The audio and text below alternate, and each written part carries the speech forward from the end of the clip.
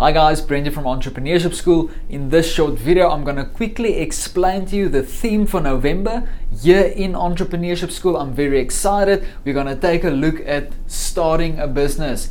Okay, so good stuff will be happening this month. Stay tuned to our Facebook page and our Instagram account, and also check out our content in our blog section at the media section in our website.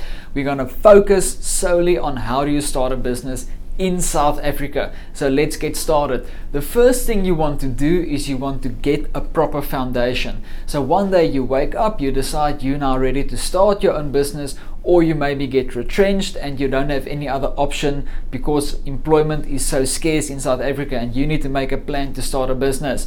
Okay, so the first thing you need to do is you need to get a clear foundation and understanding of what exactly you want to do with your business. The first thing you need to take a look at is building business on your strengths. That is the most important thing. If you build on your strength, you can actually create a competitive, strategic advantage that differentiates you from your competitors. Now, the way you figure out how you build business on your strength is what I like to use is the 3-circle method. And at the end of the day, you want to do business in the sweet spot. This is the section where all 3 circles meet. The first question you need to ask yourself is what is my talents and abilities? That's your first question. This is a natural gift that you have that you can do better than other people. Very practical. Identify your talent or your gift. Secondly, you want to take a look at what are you deeply passionate about. Alright. And then lastly, you can change this into an economic engine. This is now the business that you create. Very important. If you don't identify what you're talented on, you're going to struggle to build an economic engine that's competitive in the industry. If you don't find what you're passionate about, you will not last in that industry that you're operating in. So you got to combine your talents and abilities with your passion. That will give you longevity. It will give you a competitive advantage in your economic engine. Example, let's take a look at a shoe business. This guy, let's say Mpo.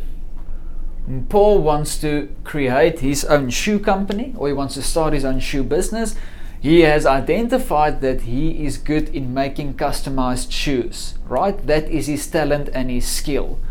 Now, his passion is the shoe industry. He loves shoes, he loves retail, he loves fashion. That is his passion. And if he combines his shoemaking ability with his passion, which is the fashion industry and making shoes, then he's got the perfect platform to launch a business from.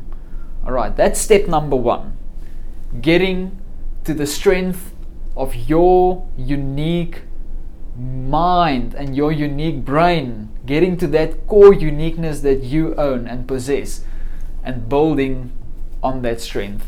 The second thing is you want to then go and clearly identify a vision.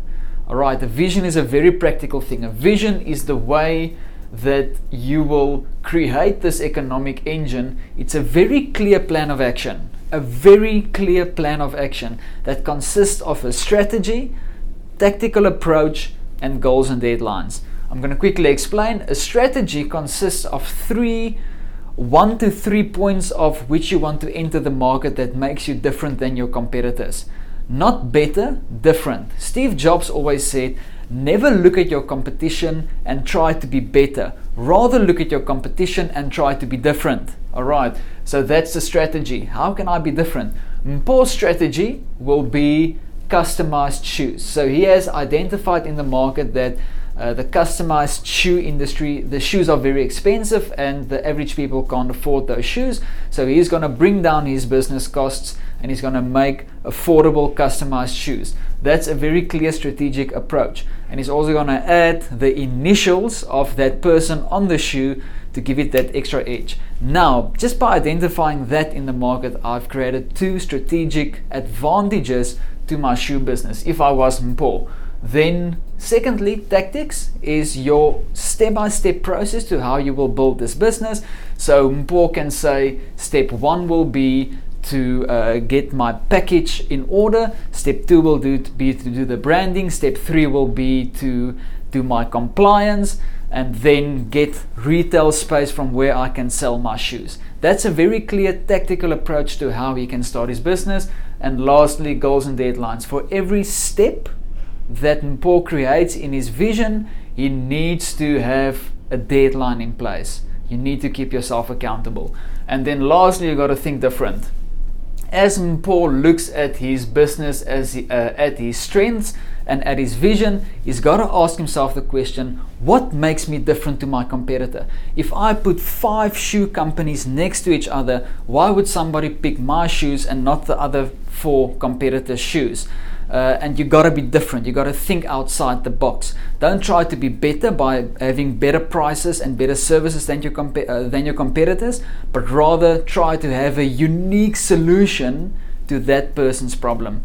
Guys, there you have it. In the first video of this month, starting almost November, is how to start a business. And we've taken a look at, you got to build on your strength, you got to get your vision clear, and you got to think differently. Stay tuned next week for more information on how to start a business. I hope you enjoyed this video.